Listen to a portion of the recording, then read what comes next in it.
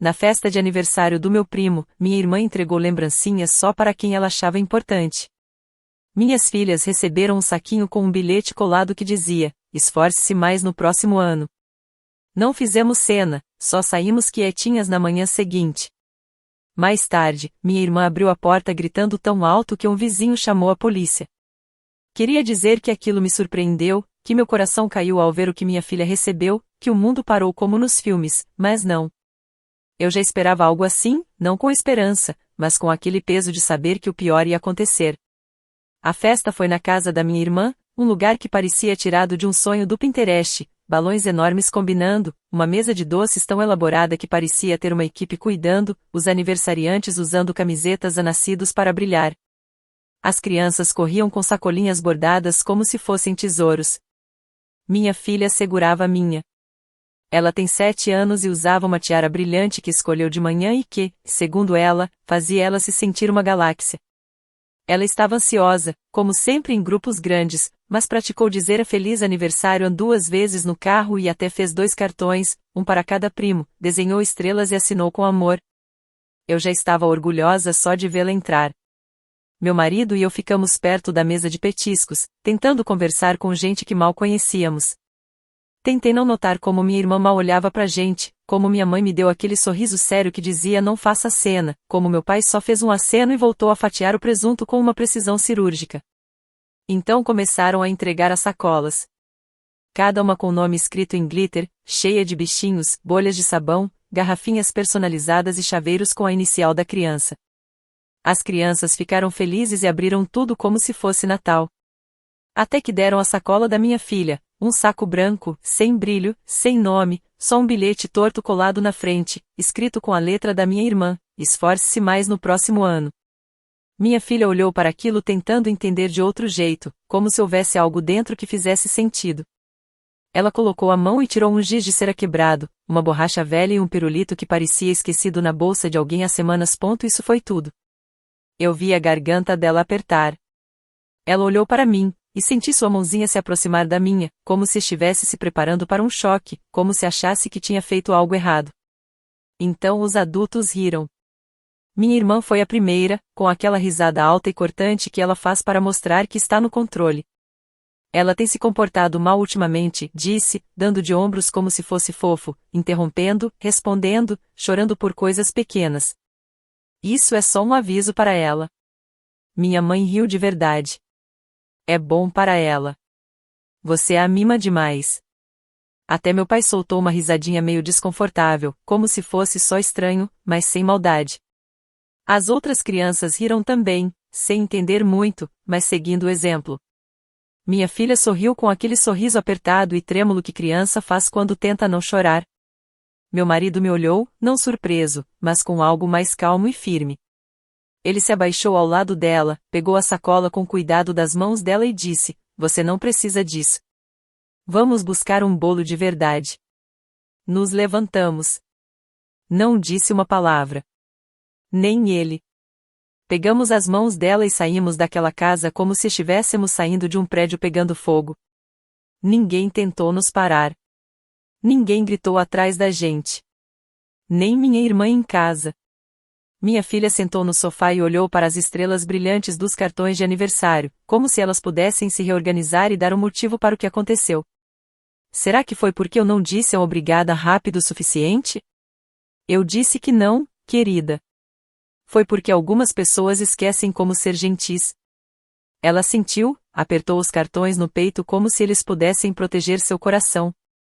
Adormeceu no sofá, encolhida sob a manta macia que o pai dela deu no último Natal, aquela que diz: você está segura. Você é forte. Você é amada. Eu fiquei na cozinha enquanto meu marido fazia chá. Não falamos muito. Não precisava. Isso não era novidade. Só era definitivo. Depois de um tempo, ele disse: eu pausei os pagamentos, o aluguel, o cartão do mercado, a conta de luz, tudo. Eu assenti, abri a gaveta onde guardamos as coisas importantes e tirei a pasta que vinha preenchendo aos poucos ao longo dos anos, mensagens, fotos, uma impressão do e-mail em que minha irmã pediu para cuidar dos filhos dela por uma semana para poder viajar sozinha e descansar. Os recibos do Vemo, o que paguei o imposto da casa dos nossos pais e eles prometeram pagar de volta depois do cruzeiro. A pasta estava cheia. Coloquei uma última coisa nela, o bilhete Esforce-se mais no próximo ano. Coloquei dentro de uma capa plástica, bem na frente. Meu marido me observou, não falou nada, mas quando eu olhei para ele, ele assentiu. Não como quem dá permissão, mas como quem diz, finalmente, de manhã, eu deixei algo quietinho. Sem mensagem, sem discussão, só a verdade. Eles queriam dar uma lição na minha filha. Tudo bem. Eles iam aprender uma também. Não começou com minha filha. Essa é a parte que mais dói. Nunca deveria ter chegado até ela. Ela devia estar segura, protegida, amada por toda a família, não só pela família onde nasceu. Mas começou muito antes dela. Começou comigo, crescendo em casa, aprendendo a fingir. A me transformar na versão de criança que recebia menos críticas naquele dia. Era ler a situação antes de saber ler um livro. Era entender que o silêncio era mais seguro que a verdade e fingir estar feliz era mais fácil do que explicar por que não estava. A Emma sempre foi a preferida, mesmo que ninguém dissesse isso direto. Mas não precisava. Dava para ver no tom de voz dos meus pais quando falavam com ela, na maneira como eles se animavam com as histórias dela, mesmo as chatas, enquanto meus feitos eram recebidos com um que bom distraído. Enquanto as pequenas vitórias da Emma eram comemoradas com bolo e mensagens em grupo da família. Eu lembro de uma vez na terceira série, quando cheguei em casa segurando um certificado de presença perfeita. Lutei contra resfriados e dores de barriga só para ganhar aquele papel. Entreguei para minha mãe com orgulho, e ela mal olhou antes de dizer, a Emma foi a aluna do mês. Isso sim é importante. Quando tirei B+ em matemática, uma matéria difícil para mim, meu pai disse, sua irmã nunca trouxe nota menor que A. Quando consegui o papel principal na peça da escola, eles não foram. Emma tinha um jogo de vôlei, só um treino, nem era um campeonato, mas era importante para ela. Eles disseram que tentariam ir no próximo, mas nunca foram. Aniversários eram piores ainda. Minhas festas sempre eram junto com as da Emma, mesmo com quase 2 meses de diferença. Um ano, meu nome mal apareceu no bolo. Nos deram um presente para dividir, um patins no tamanho da Emma. Eu sempre era de mais ou de menos, muito quieta, muito dramática, muito tímida, muito opinativa. Eu chorava fácil demais. Eu fazia muitas perguntas, pensava demais. Fiquei emburrada. Não sorria o suficiente. Nem do jeito certo. Não tinha machucados nem gritos, só aquela sensação constante de não ser boa o bastante e ainda ouvir que eu era sensível demais por perceber isso. Quando eu tinha 15 anos, cheguei em casa chorando porque uma professora me acusou de colar numa prova. Eu não tinha colado. Fiquei arrasada. Minha mãe respondeu, você fica muito na sua, talvez por isso pareça suspeita. Tente sorrir mais e agir normal. Aos 17, finalmente tive coragem de contar para meus pais que achava que estava deprimida. Minha mãe revirou os olhos e disse, isso é moda agora, né? Todo mundo acha que tá deprimido, mas é só tédio. Arruma um hobby. A Emma falou que eu estava sendo dramática, depois pegou meu carregador e nunca devolveu. Quando fui para a faculdade, eu já estava entorpecida. Não esperei que eles viessem no dia da mudança. E não vieram. Só me mandaram um cartão atrasado com $25 e um bilhete que dizia, não estraga tudo. Eu não estraguei. Consegui terminar a faculdade, comecei terapia, aprendi a dar nome para as coisas, negligência emocional, bode expiatório, controle passivo-agressivo. Aprendi a desaprender isso quando conheci meu marido. Ainda carregava o medo de ser demais. Uma vez pedi desculpa por chorar durante um filme. Ele não fez drama. Só me entregou um lenço e disse, essa cena pegou forte, né, como se fosse a coisa mais natural do mundo. Ele foi a primeira pessoa que me perguntou de verdade o que eu queria de presente de aniversário. E não só perguntou, acertou. Não porque adivinhou, mas porque realmente ouviu. Quando contei sobre minha família, suavizei a verdade, deixei parecer mais estranho do que doloroso. Ele não insistiu. Mas depois de conhecê-los, apertou minha mão embaixo da mesa, quando o jantar acabou, e disse, você não estava exagerando. Deixei minha família voltar para minha vida depois que nossa filha nasceu. Queria que ela crescesse com uma família grande, primos, tradições nas festas, avós presentes. Queria que ela tivesse a infância que eu nunca tive. No começo, os comentários eram discretos. Minha irmã falou sobre as roupas da minha filha, ela se veste meio diferente, né? Minha mãe insistia em forçar carinho, não seja rude, querida. Dá um abraço direito no tio Bill. Meu pai zoava quando ela chorava com barulhos altos, ela vai ter que ser mais durona se quiser sobreviver nessa família. Tentei explicar. Falei que ela tem dificuldades sensoriais, que precisava de compreensão, não de zombaria, que ela se esforçava muito. Eles me ignoraram, reviraram os olhos e disseram: você está exagerando. Emma me chamou de mãe que limpa caminho, disse que eu estava criando uma criança que ia se deixar levar fácil. E quando comecei a colocar limites, virei o problema. Me chamaram de difícil, dramática. Toda vez que defendia minha filha, usavam contra mim as mesmas armas que usaram antes: ignorância, sarcasmo, tratamento frio. Às vezes até fingiam se importar, o que doía mais ainda. Uma vez ouvi minha mãe sussurrar para Emma, achando que eu não escutava: ela só quer se sentir importante. Deixa passar isso. E eu deixei. Deixei passar tantas vezes que nem sei contar, porque uma parte de mim ainda tinha esperança de que eles mudassem, que entendessem, que vissem minha filha de verdade. Mas eles nunca viram. Só se viram. A necessidade deles de controlar tudo, a obsessão com a ordem na família. Minha filha não era uma pessoa para eles. Era só mais uma para receber o mesmo que deram para mim. Só que dessa vez eu reconheci. E dessa vez eu tinha escolha. Podia continuar deixando que eles machucassem ela como fizeram comigo, ou podia acabar com isso. Eu escolhi ela. Eu escolhi a mim. E amanhã eles vão entender exatamente o que isso significa. Não dormimos quase nada naquela noite. Minha filha finalmente dormiu, segurando o cartão de aniversário que fez para os primos com os dedinhos dela. Eu fiquei acordada no sofá, olhando para o cursor piscando na tela, me desafiando a terminar o que comecei.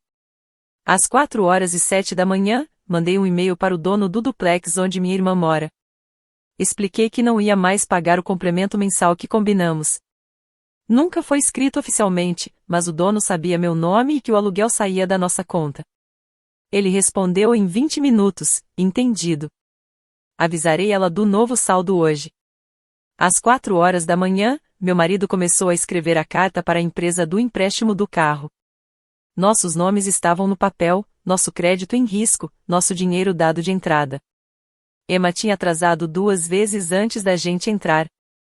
Dessa vez, não entramos. Saímos. Às 6h02 da manhã, imprimimos tudo: mensagens, e-mails, prints das conversas em grupo onde minha filha era chamada de difícil, onde Emma escreveu: ela vai ser igual à mãe, sensível demais e cansativa. Tinha até um áudio, um trecho do Natal de 2 anos atrás, quando minha mãe, sem saber que meu marido estava gravando aquele momento de família para guardar, se inclinou para Emma e disse: nem perca tempo em dar presente legal para ela. Ela nunca valoriza. Isso tudo estava na pasta, com etiqueta, anotações, amarrada com uma fita vermelha que achei numa gaveta bagunçada. Uma fita de um aniversário dos filhos da Emma. Não planejei isso, só pareceu certo. Às 7h30, fomos até a casa da minha irmã. Sem falar nada, só entregamos o envelope. Meu marido colocou devagar na porta. Tocamos a campainha e saímos. Estávamos no meio da rua quando ouvimos o grito dela, um som tão forte e livre que parecia preso na garganta dela há anos. Não olhei para trás. Meu marido segurou o volante firme e por um momento sorriu. Depois soube que o vizinho saiu de roupão, achando que alguém estava machucado. Ele chamou a polícia quando viu a Emma no jardim da frente, com o rosto vermelho e desesperada, segurando a pasta como se fosse venenosa. Quando os policiais chegaram, ela tentou explicar que era assédio, que a irmã maluca dela queria destruir a vida dela. Eles folhearam a pasta e disseram que era um problema civil, nada ilegal, nada para aumentar. Essa é a verdade. Ao meio-dia, meu celular estava cheio de mensagens. 38 da minha irmã. As primeiras em maiúsculas: reclamações: o que há de errado com você? Você acha isso engraçado? Depois a culpa, somos família. Você não pode fazer isso com a gente. E o pedido, por favor, não pare de pagar só por uma piada. Depois as ameaças, se não voltar atrás, vai se arrepender. Minha mãe ligou 4 vezes, deixou recado na terceira, você foi longe demais. Essa família sempre teve problemas, mas você acendeu fogo. O que você quer da gente?